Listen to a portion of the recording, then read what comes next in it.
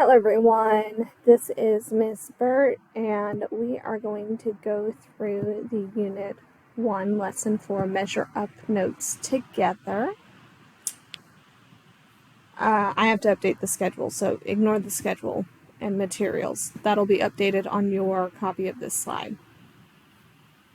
Okay, so our focus question for this lesson is that we should be able by the end of the lesson to explain how to read most measurement devices.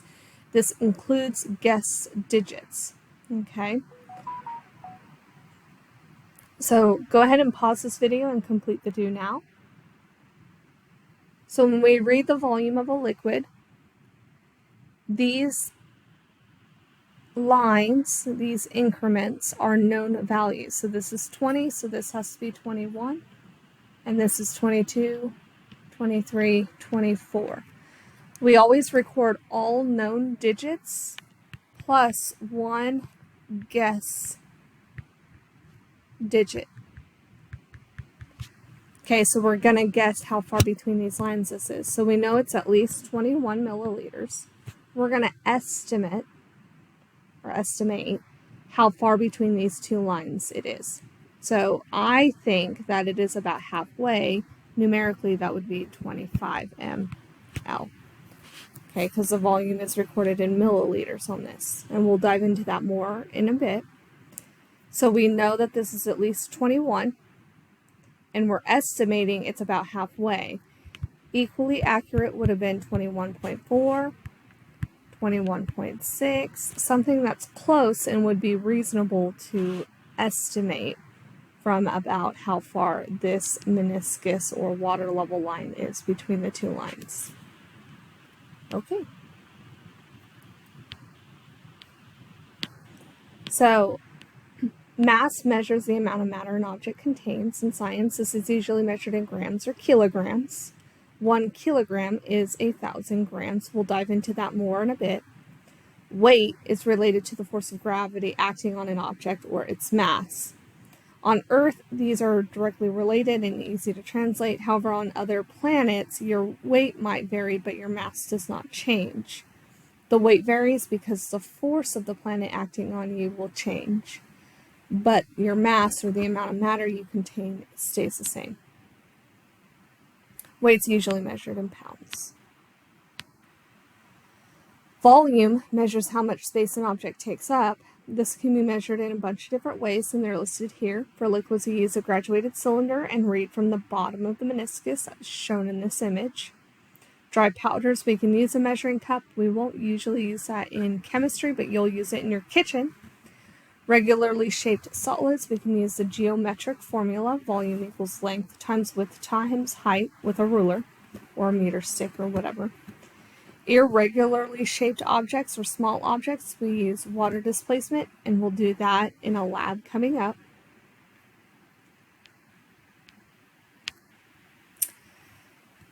SI comes from this French phrase, which means International System of Units. There are base units, and they're on the next slide for SI. All other units are derived from these, and prefixes are used to change the size. So here's our base units. Notice that liters is not on here, but that is actually derived from length because it's length times width times height, or 3 length measurements multiplied to itself. So volume is a type of length. Okay, so they're here. We are mostly going to use grams, meters, seconds. We will use Kelvin eventually, and mole. We don't use electric current or luminous intensity in this class. The metric system is a base 10 system, so it's convenient to convert between prefixes by simply moving the decimal point accordingly. We're going to practice, though, using something called dimensional analysis. The units that we are most commonly going to use are liters, meters, and grams. We'll add moles as well later on in the semester. So here's our metric line, which is going to help us visualize moving the decimal point when we make conversions. But we're going to practice this with dimensional analysis, which is using fractions to convert stuff. A way to remember this, and we're going to focus on these in this class. If it's beyond kilo to milli, the ones I've outlined here, I will give you those. Okay. So a way to remember this is like the order king. Don't tell your history teacher this. Henry died by drinking chocolate milk. Okay, kilo, hecto, deca, and just remember deca is DA. By is base unit, and it's by itself. So it doesn't have a prefix. Then deci, centi, and milli, and that indicates the prefixes. So the base unit is where we're only going to use one letter, so it's by itself, and then all the others, King Henry died drinking chocolate milk, those are going to have prefixes, and this is a way for us to remember the prefixes. And the difference between all of these is a factor of 10 or 1 decimal point. So we're going to use this as we move forward. Here's another way to remember them. In additional prefixes, remember again that if it's beyond kilo to milli, I will give you those. Okay, so some examples. We're going to convert 0.2005 meters into centimeters. Now we could just move the decimal point, but we're going to practice dimensional analysis. Moving the decimal point is a good way to check your work.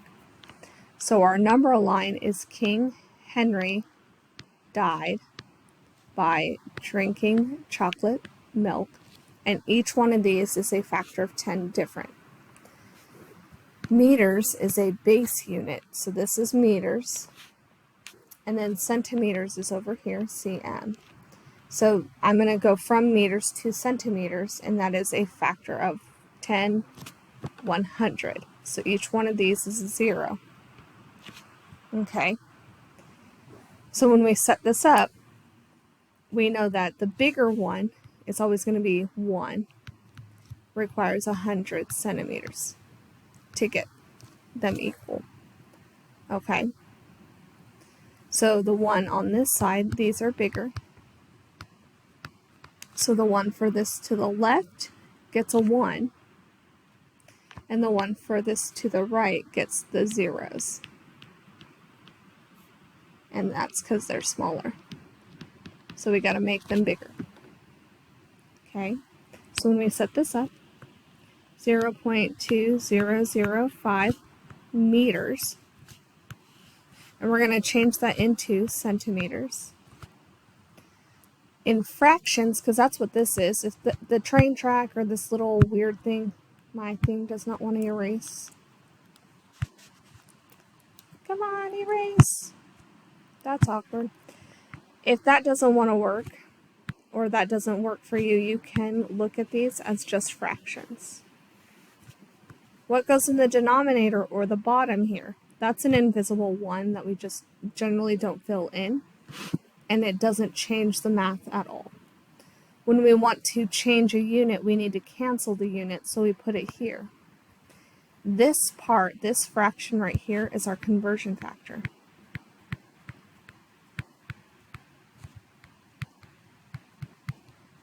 Which we use our King Henry died by drinking chocolate milk line to generate. This is our conversion factor.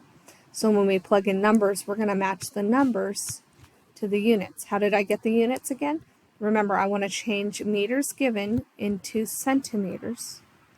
That means I'm going to drag the meters diagonal, put them on the bottom. What I'm given goes on the bottom so that the units cancel. But the number comes from the conversion factor. So 1 meter is the same amount as 100 centimeters. And just like with fractions, we're going to multiply by what's on top and divide by what's on bottom. So the meters cancel, and I'm going to multiply by 100, which gives us 20.05 centimeters. We're going to repeat that with the next one. We're going to convert 23.08 deciliters into deciliters.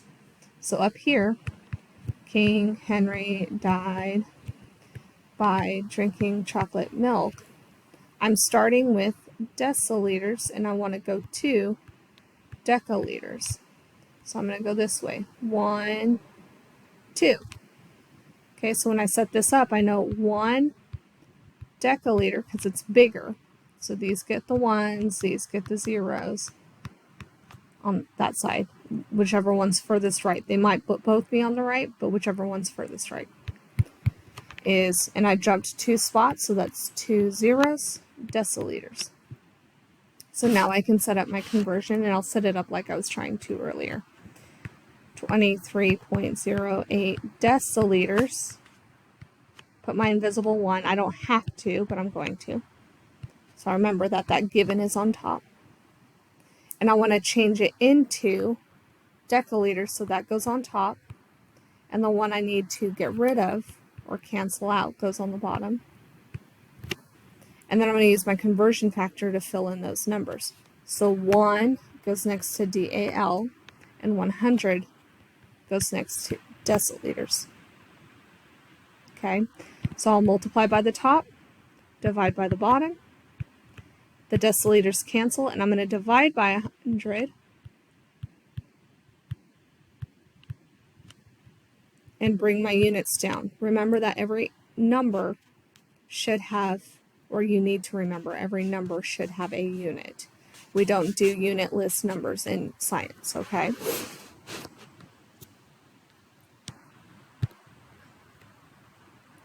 So when we read these, and I think this might be in your activity to start you, when we read these and we look at this, we see that for this one, the 2 known values are 5 and 6. We know that this is at least 5, and the units are here as centimeters. I'm always allowed to guess just one guess digit again. Okay, so when I read this, I look at it, and I'm not going to look at the bottom one. I'm going to look at the top, and I'm going to say that looks like maybe it's 5.8 centimeters. This is an uncertain digit or a guess. So 5.7 and 5.9 are also valid guesses for this because they all end up being roughly the same answer, okay, based off of the ruler given. But if we went to one that is more precise, we can record an answer that is more accurate because we see that it is somewhere around one of these, and we could zoom in. Okay, so we look at this, and I don't think it's this one at all. Like, we're not going to worry about this one to the right, but it looks like it's between this line and this line. Okay, so when I record that, I know it's at least 5, and this is 0.5, 6, 7, 8, 9, so it's between 5.8 and 5.9. I need to say how close to 5.9 it is. I could say it's not quite at that line, so it's 5.8 known for sure, but it's almost to the next line, so I'd say 5.89 centimeters. You could argue that it is right on the 5.9 line, but you have to actually state that by saying it's right on the line by putting a 0. So if you're saying it's on a line, you have to include a 0. Okay. You could also say 5.88, 5.91. They're all roughly the same number, really close to 5.9, which is something that you know, looking at the measurement. Okay.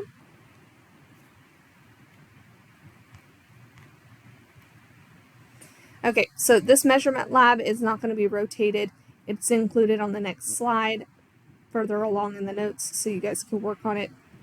All of it's there. Something to mention, that digital devices like measurement scales or mass scales already give you the guess digit. You do not have to write it or figure it out. You just write down what is given to you. The guess digit is the very last digit, as it always is. Okay. Don't forget, when you are done, not at the bottom of page 11, just at the bottom of your notes, answer the focus question. Thank you, guys.